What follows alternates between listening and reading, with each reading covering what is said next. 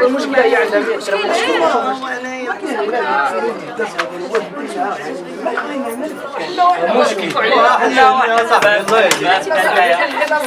احنا جينا تقريبا من 6 العشيه، احنا كنتسناو هذه المحاضره العلميه ديال الدكتور محمد راتب النابلسي تقريبا من 6:30. حنا كنتسناو هنا جايين على اساس اننا نحضروا هذه الندوه العلميه اللي هي دينيه، وفي الاخر كنجيو كنلقاو هذا المشهد اللي هو لاول مره كيوقع لنا في هذا البلد هذا.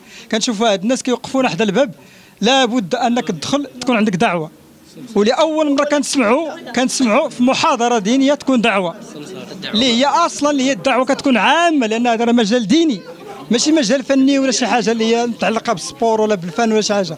وهذه هي اغرب حاجه اننا نشوفها، يوقفون هاد الناس هادو حدا الباب. علاين جينا قطعنا مسافه باش نتابعوا الندوه ديال الدكتور راتب النابلسي اللي بدورو تا هو قطع مسافه باش نتلاقاو معاه، ولكن للاسف لقينا المسؤولين اللي ساهرين على تنظيم هذه الندوه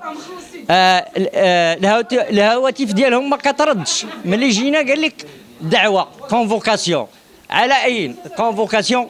كاين ناس تيدخلوا بالكونفوكاسيون في الوقت فاش الناس كياخذوا كونفوكاسيون من عندهم.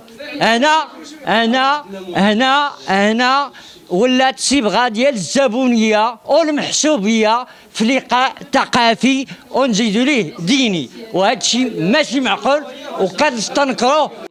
قلت لك المشكل كان عنده لانفيتاسيون بحال هذا السيد هذا وما خلاوش يدخل. هذا السيد دابا راه خلى المسجد وخلى عنده التزامات وعنده شحال من حاجه، وخلى المسجد وجا دابا يدخل مع 8 والعشاء مازال كاع ما صلى وشحال من حاجه، ولكن ما خلاوش يدخل. المشكله ما عرفنا فين هي. كيقول لك انه القاعه عمرات وشحال من حاجه.